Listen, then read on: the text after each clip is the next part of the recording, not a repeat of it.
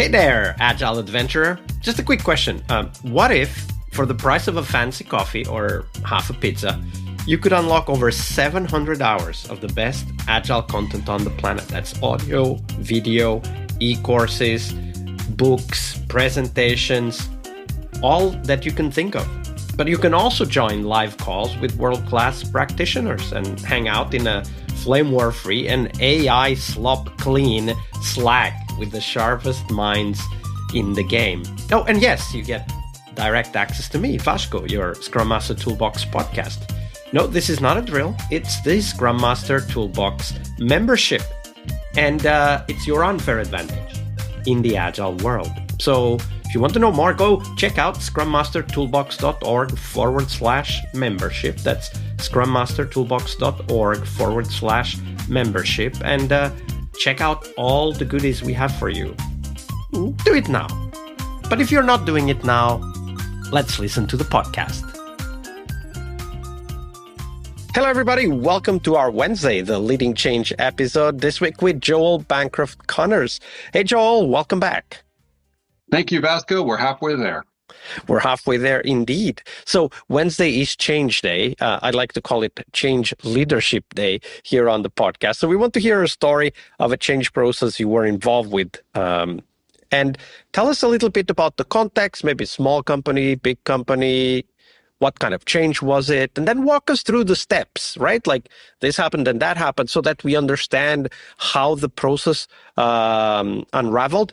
And also, as you go through that, highlight for us some of the tools, the tips, the tricks, and the techniques you learned back then that you still apply today. Yeah. So for this one, I actually ended up going all the way back to my very first job after I got my CSM from Chris Sims, as we talked about on Monday. And I got a job working for a hard drive manufacturing company. I was hired on to be a program manager for their branded products group. And I'm still very much steeped in my program and project management background. I've got this new Scrum knowledge and Agile knowledge, and I'm just diving into it. I'm going to meetups and I'm reading books and everything. And fortunately, the San Francisco Bay Area Agile community had some really great people, still does, but I mean, Ron Lichty, Chris Sims, Ainsley Nees, Roger Brown, some really, really great people. And I learned a lot of patience and a lot of don't just go in guns blazing. And so I get this new job, and it's like I could have just been this idealistic and just come in and just tried to change everything. And that would have just fallen completely flat. I was being hired into a decades-old hard drive manufacturing company, very staid in its ways. They had been trying to get into consumer products for a while, and they ended up buying a startup to lead their branded products group, their consumer products group, basically building hard drives you'd buy in a store like Best Buy or whatever the equivalent is in Europe. And they then promptly handed that company they bought their entire Six Sigma process and said, here, we want you to be agile and innovative, and here, follow all these processes. And so I was ostensibly hired to basically be the interface between the enterprise and this startup, so the startup could just keep running the way it wanted. Well, that's what I started with, but even the startup was had challenges, and I realized they need a lot of help, and I realized I couldn't just go, oh, well, you need to use Scrum. That wasn't going to work, especially with a lot of hardware stuff. And so I focused on principles, and I literally went to how do I create greater transparency? And I streamlined the meeting structures. I streamlined our reporting meeting. My boss, the VP of product development, spent literally a day a week updating a 100 megabyte PowerPoint slide. This is 15 years ago. And to do these weekly status reports. And so I took that and I worked on streamlining that, and I turned it into a single Excel spreadsheet that could be printed out and handed out to people. And we really refocused how we were communicating. And I used principles from the daily Scrum in our weekly status meeting and kind of changing it to things like, what do you need from somebody? What does anybody need anything from this person? And really focusing on getting to done as opposed to talking about status. So it was a little bit like changing the conversation from here's what we've been doing to, okay, how do we get to that end result that we all want? Yeah. And in fact, doing a little bit of stuff I'd picked up already from Luke Homan, because I discovered innovation games early on. Luke went on to become a mentor of mine, and future perfect thinking. And so going, let's describe the end state, and then let's back up one step at a time until we're here at today. And I was really starting to make progress. And I mean, I was even trusted. I got to go to Taiwan with my boss and look at the manufacturing process and understand it, and really learned a lot about the roots of lean by looking at actual factory production.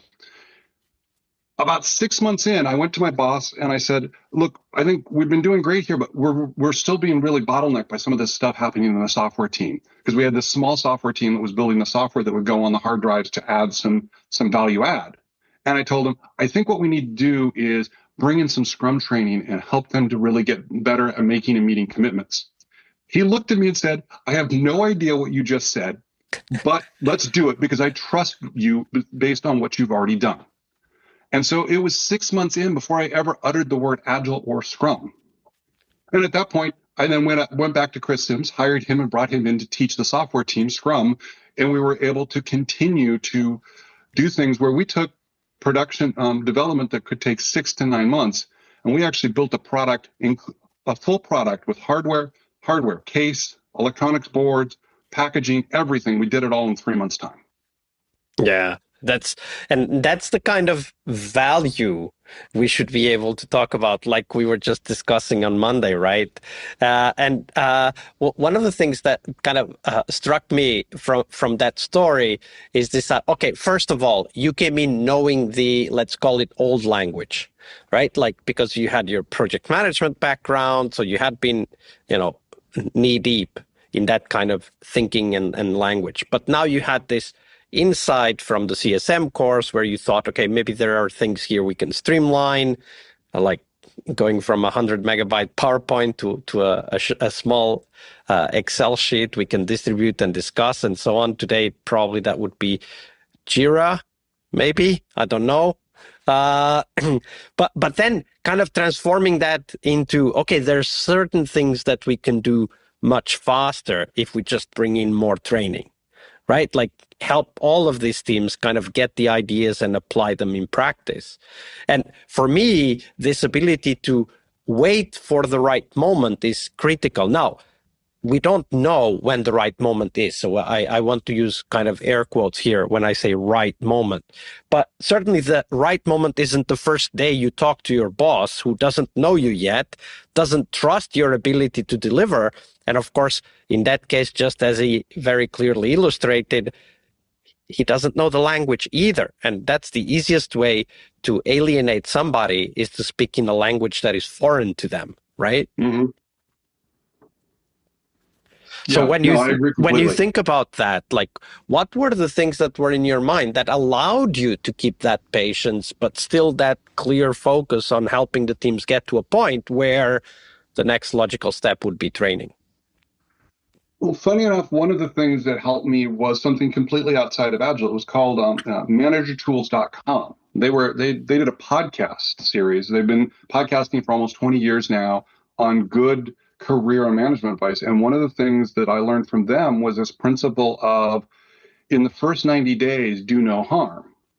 But in the next 90 days, you better have a plan for doing it.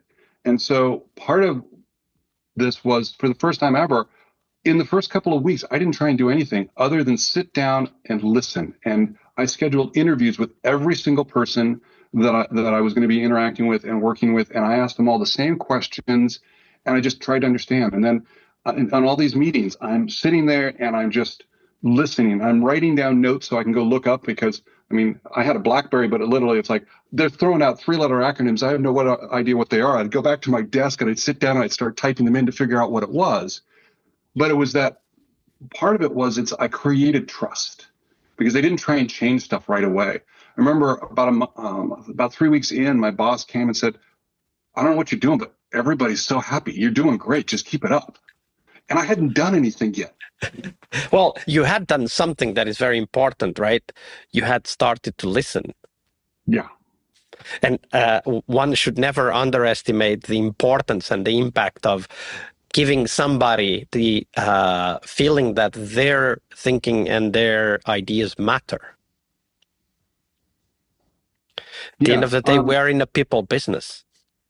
Yeah, and I think that's the big thing is as I like to, opinion breeds ownership.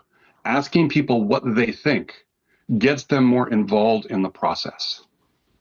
Yeah, absolutely. And when people feel valued, they then want to contribute even more. And it's a positive cycle because the more they contribute, the more they own, the more they contribute and get listened to, the more motivation they have to contribute even more. Right, which then ties us right into one of my other favorite books, Dan Pink's Drive, Autonomy, Mastery, and Purpose. And I think so many people over-index on autonomy and mastery, but let's not underestimate purpose, because that connects us right back to start with why. If people don't know why they're there, if they don't know why what they're doing matters, then it's going to fail. And so John Doerr from OKR fame always talks about, we want missionaries, not mercenaries. People don't know why they're doing the work. They're going to show up, they're going to do the work, they're going to go home. But if you tell them why, then they're going to do everything. There's a great quote by Anton Saint-Exupéry, same author for The Littlest Prince. And I'm going to horribly ruin the quote, but it's if you want to build a ship, don't tell people to cut down trees and direct them on what to do. Instead, give them a longing for the endless wonder of the sea. Yeah, absolutely. That's a great way to put it. Thank you for sharing that with us, Joel. Absolutely. I'm really passionate about these things, and just starting with why and then listening can just do so much. Totally. All right, I hope you liked this episode. But before you hit next episode, here's the deal. This podcast is powered by people like you, the members who wanted more than just inspiration. They wanted real tools and real connection to people who are practicing Agile every day. We're talking access to over 700 hours of Agile Gold, CTO level strategy talks, summit keynotes, live workshops, e-courses, deep dive interviews, books, and if you're into no estimates, we got the pioneers of no estimates in those deep dive interviews as well. Agile business intelligence, creating product visions, coaching your product owner courses, you name it. You'll get invites to monthly live Q&As with Agile pioneers and practitioners, plus a private Slack community, which is free of all of that AI slop you see everywhere, and of course, without the flame wars.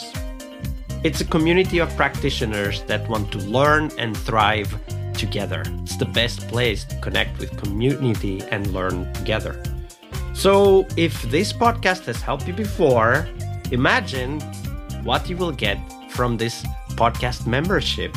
So head on over to scrummastertoolbox.org/membership and join the community that's shaping the future of Agile. And we have so much for you.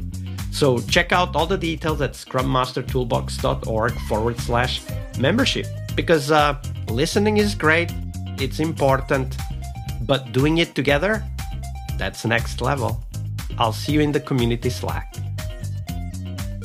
We really hope you liked our show. And if you did, why not rate this podcast on Stitcher or iTunes? Share this podcast and let other Scrum Masters know about this valuable resource for their work. Remember that sharing is caring.